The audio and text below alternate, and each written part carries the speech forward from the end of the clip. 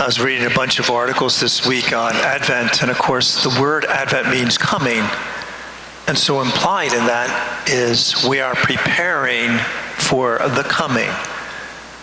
And that's what Advent's all about. There was an interesting article I read about a man. His name was Charlie Stink. His whole life, he was picked on because of his name.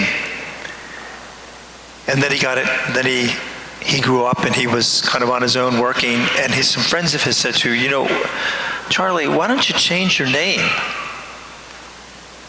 And so after much convincing, he finally did so. He said, tomorrow, however how that's done, I think he went to the courthouse and had it changed. So he had it changed. And then the next day they were wondering, they said, what did you change it to?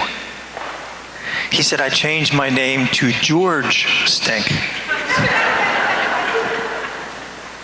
He said, but for the life of me, I can't see what difference that will make. I think he kind of missed the point, didn't he? And that was the article, that was the reason for the article. They were saying, in Advent, we're kind of do the same thing. We kind of miss the point sometimes of Advent. And trust me, I know that we need to buy gifts, we need to bake, and we need to decorate. I get it. Those are essentials.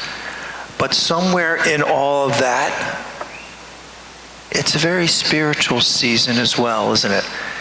And we can't forget that. We can't push that aside.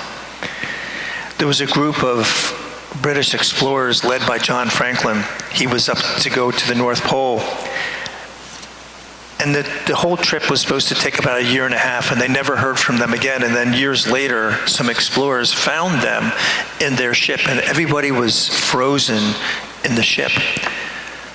But they were amazed at what was in the ship.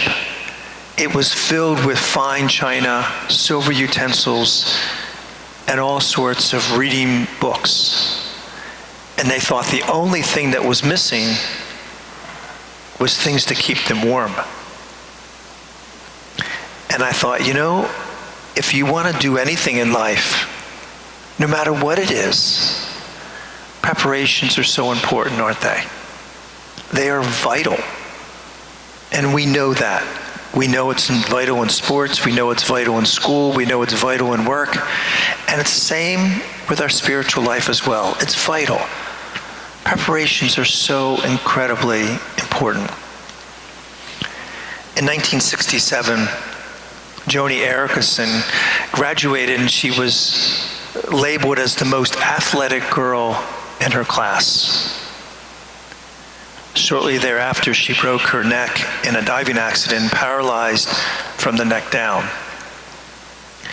Now, we know her today as Joni, and she's a successful commercial artist. She paints and draws with her teeth, and they're beautiful. If you look at her books, are incredible. She is a best-selling author. She has sold millions and millions of books. There's a film even made of her, and she's very well off.